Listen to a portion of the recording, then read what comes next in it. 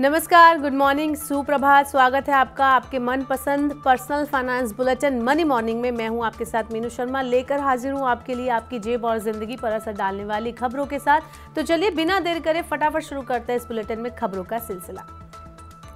1 फरवरी से national pension system यानी NPS से आंशिक निकासी के नियम बदल गए हैं। जिन एनपीएस सब्सक्राइबर्स का पेंशन अकाउंट 3 साल पुराना हो चुका है, केवल वही आंशिक निकासी कर सकेंगे। पीएफआरडीए ने आंशिक निकासी के नए नियमों के लिए एक मास्टर सर्कुलर भी जारी किया है। इसके मुताबिक एनपीएस अकाउंट होल्डर्स अपने कंट्रीब्यूशन का केवल 25% हिस्सा ही आंशिक निकासी के तौर पर निकाल सकते हैं। ये निकासी केवल कर्मचारी के योगदान से होगी। नियोक्ता के योगदान से निकासी करने पर रोक रहेगी।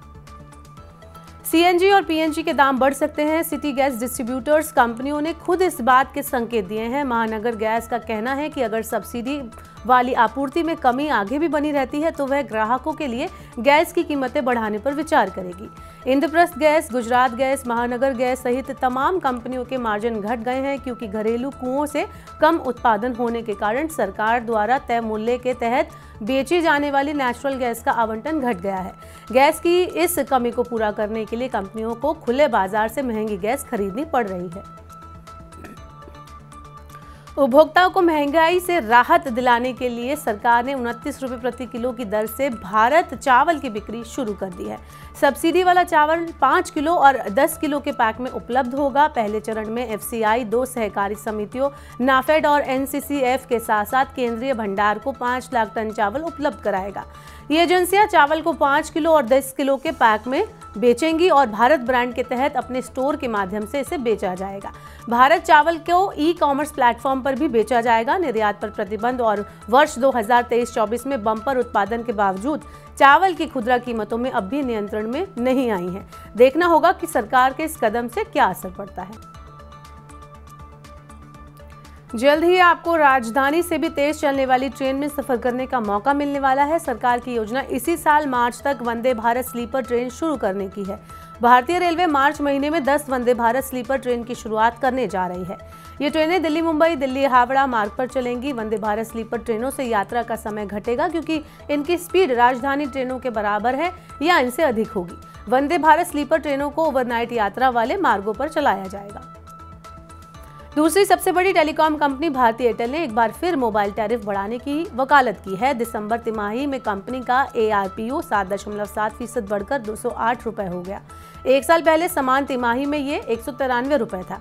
कंपनी ने कहा कि ARPU में ये सुधार ऑर्गेनिक आधार पर आया है, लेकिन वास्तविक सुधार केवल टैरिफ बढ़ने के बाद ही होगा। इन्वेस्टर कॉल के दौरान भारती एयरटेल के मैनेजिंग डायरेक्टर गोपाल विट्ठल ने कहा है कि मोबाइल टैरिफ में बढ़ोतरी होना तय है। बस सवाल यह है कि मोबाइल टैरिफ में बढ़ोतरी कब होगी।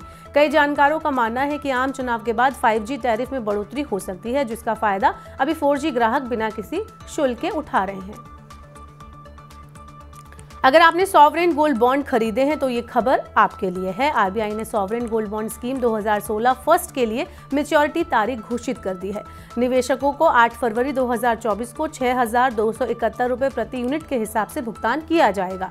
जुलाई 2016 में लॉन्च हुए सॉवरेन गोल्ड बॉन्ड 2016 फर्स्ट का इशू प्राइस 3,119 रुपये प्रति ग्राम था। इसका मतलब यह है कि 8 साल में गोल्ड बॉन्ड में निवेश करने वालों का पैसा करीब डबल हो गया है।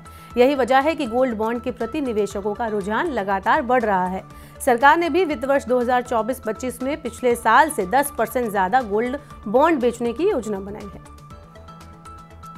भारतीय रिजर्व बैंक के गवर्नर शक्तिकांत दास की अध्यक्षता में मौद्रिक नीति समिति की द्विमासिक समीक्षा बैठक शुरू हो गई है। खुदरा महंगाई के उच्च स्तर पर बने रहने से रेपो दर में लगातार छठी बार यथास्थिति बने रहने की संभावना जताई जा रही है। वैश्विक घटनाक्रमों की वजह से बड़ी महंगाई पर काबू पाने के लिए रेपो दर में आखिरी बार बढ़ोतरी फरवरी 2023 में हुई थी। तब से 6.25% से बढ़कर 6.5% इसे किया गया था।